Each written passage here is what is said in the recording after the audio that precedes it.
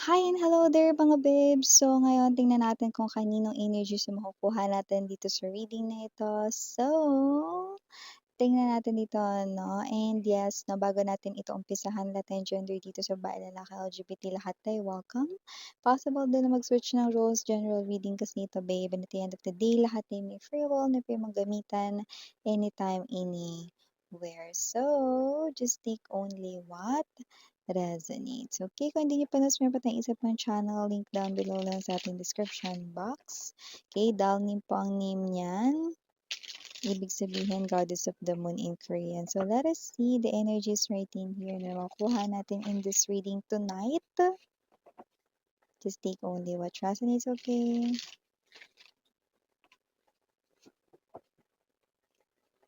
Thank you so much din, Archangel. Oh, nakuha na natin agad. Thank you rin sa mga angel guides and ancestors ni Collective. We have here the energies for you guys. The Three of Cups. Looking forward, achievement, something. Maaring may na-attain success or something rito na pwedeng ikinatutuwa ng puso mo. You could be seeing a lot of number threes but doesn't have to be. Justice present here, death or rebirth, five of coins, page of coins, 10 of coins, wow. Bottom of the deck, hangman energy, the emperor, ooh. And the nine of swords, look at that. Someone here, parang nahihirapan siya dito kahit nagpupumiglas, no? Yan ang nakikita natin dito. Konti na lang mga babes, no? Ang taong ito. Ay, ba't ano ba yan, miss yan? Kung sino man to none other than your ex, pero nakikita natin dito, no, na namangmamangha, nabubulol. Namamangha siya rito 'no, sa'yo dahil halos hindi ka na makilala, halos hindi ka na niya mamukhaan sa laki ng ipinagbago mo 'no. Hindi lang sa'yo rito ang physical appearance, wala naman ditong nagparetoke or whatever 'no. Pero ibig sabihin nun 'no, malaki yung naging, pagbabago 'no, sa'yo ritong physical appearance 'no. Mas naalagaan mo kasi yung sarili mo, mas, nakapag-focus ka sa sarili mo na simula ng, naghiwalay kayo 'no. Ngayon maaring with the spiritual number 333 or angel number 333 'no, bumabalanse na rito 'no, ang iyong energy sa kaperahan mo, sa well-being mo, sa personal mo ritong life, sa general life mo as a whole. Kaya kung sino man dito yung mga nakuha kong energy 'no, you are attracting your ex energy because you are already standing in your power. Kaya kung sino man 'tong energy na 'to, this person right in here with the Nine of Swords starts to think about you na naman. Starts rito 'no, na mag-isip rito 'no, ng paraan kung kokonekta ba siya sa'yo or hindi. Hindi niya pa yun napagninilay-nilayan. Pero hindi ka mawala sa isip niya rito simula nang nakita ka niya just lately. Yung iba sa inyo rito 'no, nakarinig na siya ng ganyang mga balita na, "Uy, alam mo ba yung ex mo si Collective, grabe ang laki ng iginanda niya ngayon na at saka may mga magaganda ring nangyari ngayon sa, buhay niya, sa trabaho niya, sa kaperahan niya, sa negosyo niya." Yan. May mga ganyan-ganyan na siyang naririnig 'no, pero hindi niya akalain na makikita niya pala yan in person. Or masasaksihan niyo pala yung mga bali-balita na yun na lumilipad in person na totoo pala yun 'no. So maaaring, yung iba sa kanila ay nakita kayo lately, puwedeng sa isang random place kagaya ng supermarket, kagaya ng, what else, mall, okey, or sa public na lugar, okey, puwedeng sa terminal or whatsoever 'no, sa mga gano'ng klase ng energy. So I do see that whoever this person is 'no, nagulat siya kasi halos hindi ka na niya makilala. Pero alam niyang ikaw 'yan, 'yan. So in other words, nakikita niya 'no, kung sinong sinayang niya ngayon. Puwede kang magpamewang dun, But definitely you are not paying attention to this ex of yours because you are starting here great. Parang mas nagfo-focus ka rito sa kaperahan mo. Page of Coins yung iba sa inyo bago siguro yung trabaho ninyo or may bago kayong sinisimulan na may kinalaman sa growth ng inyong pinansyal. Puwedeng matagal na kayo sa work ninyo pero baka nag-iisip pa kayo ng iba pa ritong puwedeng way of earning a living, baka sideline rito or negosyo, mga ganyan. Diyan kayo nagfo-focus, okey? So, ayaw niyo kasi yung feeling na parang lagi kayo ritong nalalagay sa alanganin when it comes to money kasi maaaring yung sitwasyon ninyo dati 'no, yung parang, malapit na yung deadline tapos nagkukumahog ka pa, so ayaw mo ng gano'ng klase ng feeling. So, ngayon nakakita ka dito ng opportunity for growth, yun yung ginagawa mo and I think yun yung success na nakuha natin dito 'no. But yeah, your ex 'no, I watching closely sa'yo, okey, like a hawk eye, taray. Parang lagi siyang naka-teleskopyo dito. Nakita rin natin dito that this person right in here is someone dito hindi makapaniwala na gaganda or may igaganda ka pa pala or may maigagwapo ka pa pala, ayan o. Ano yun, jino-judge na ba ako, miss yan? Hindi lang siya makapaniwala 'no, na malaki ang nadudulot ng pagbabago dito kasi akala niya sa teleserye lang yan nangyayari. Parang Amor Powers lang, 'di ba, sa Pangako Sa'yo, 'yan 'no, kung alam niyo 'yun 'no. So whatever the case may be, hindi niya akalain na in real life puwede rin palang mangyari 'yun 'no. So maaaring mas pumusyaw ang kulay mo ngayon, 'di ba? Maaaring ngayon 'no, mas naging makinis ka kasi nga hindi ka na-stress sa kanya, dati nagkaka-pimples ka, kaka-wrinkles ka, 'di ba? Hindi maalagaan yung sarili mo kasi inuuna mo siya. Kapag may parinig siya rito gusto niya ng bagong sneakers, sapatos, binibili mo yun kaysa yung para sa sarili mo. Yung pera niya 'no, na dapat yun pinanggagastos niya rito 'no, pera mo pa rin yung pinambibili na puwedeng may kinalaman sa bisyo or luho niya, 'yan, 'di ba?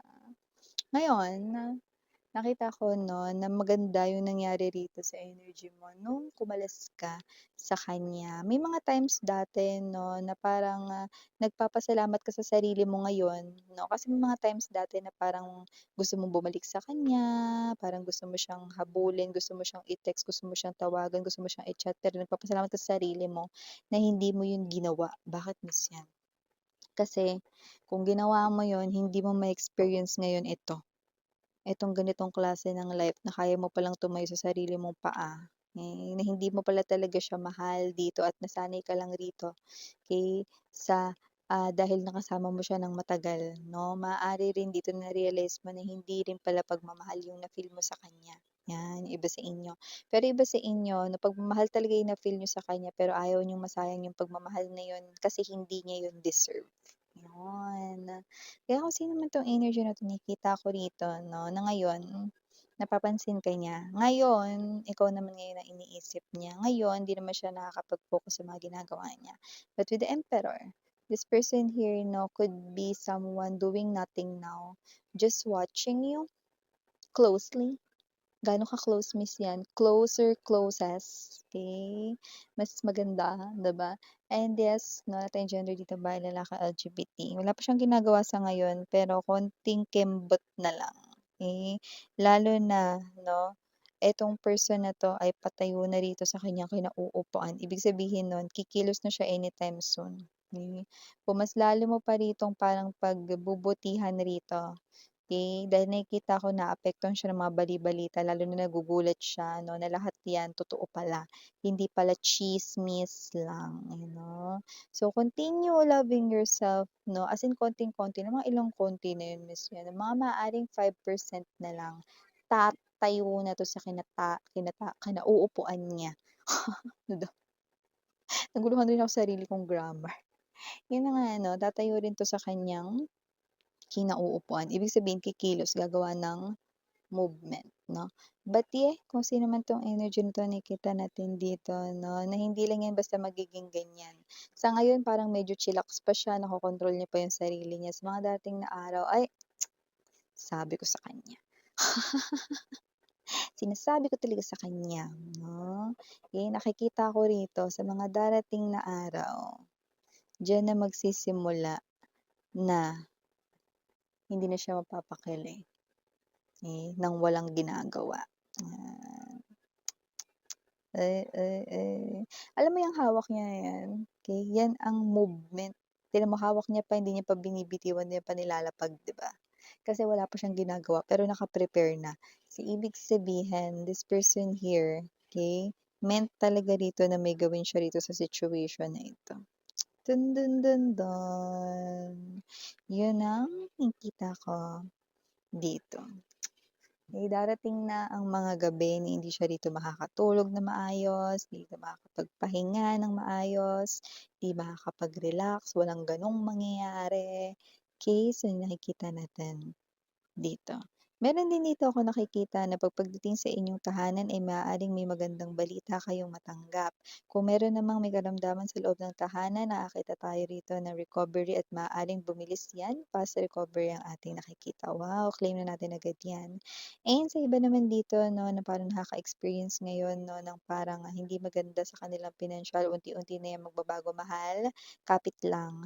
At nakita rin tayo ng energy rito 'no, na may mga kaibigan kang tutulong dito sa iyo na maaaring hindi sila yung literal na papautang sa'yo, pero maaaring yung mga tulay sila yung maging bridge para mas mapalago yung kaperahan mo or makapag-save ka rito ng money, 'yan. Okay, nakikita natin dito kasi may new beginning rin dito sa kaperahan mo.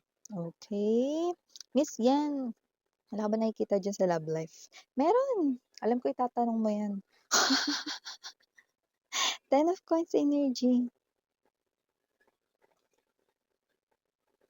Nalalapit na rin magkakilala kayo ng tao rito, okey, na makakasama mo habang buhay. Lalo na kung single ka ngayon, nakikita ko na ang taong ito ay matatanggap ka. Yung iba sa inyo maaaring single mom or single dad, matatanggap ka ng taong ito, pati yung anak mo.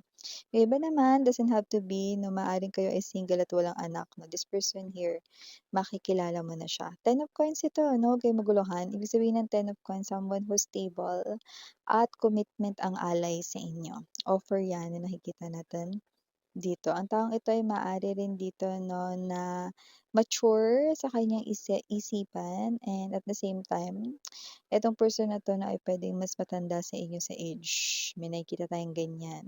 Pero kung sino man 'tong energy na 'to, this person here, you will be happy dito sa person na ito. Yan, yung life mo ay nakikita ko dito magiging happy because wala kang problema sa tao na yan. Okay? And your ex right in there na nakikita natin dito na wala na magagawa, no? Kundi tingnan na lang dito. Okay? Yung bagong life, no? At tingnan na lang rito, ikaw sa malayo habang siya ay nanghihinayang ng malala. Kaloka. Pinalampas kasi yung opportunity here with you guys, 'di ba? Sana habang ginagawa niya yun, in-improve niya rin yung sarili niya, 'di ba? So ngayon, at pagdating dito ng mga darating na mga araw at mga linggo, maaaring makita ka niya bilang trophy, 'yan, oh. Bilang something here na gusto niyang ma-achieve ulit para sa kanyang sarili. Bakit? Dahil gumanda ako, Miss Yan, dahil mas gumapo ako, Miss Yan, dahil mas naging successful ako. Oo, dahil yan yung mga bagay na gusto niya ritong ipagkalat at ipagmalaki sa iba, yan 'no. So, parang sinasabi mo dito Miss Yan na hindi yun love, hindi ganap ang love doon 'no. Kasi dito hindi niya akalain na kung alam niya lang na gaganda ka ng ganyan o gagwapo ka ng ganyan, eh, di sana daw hindi ka niya pinakawalan.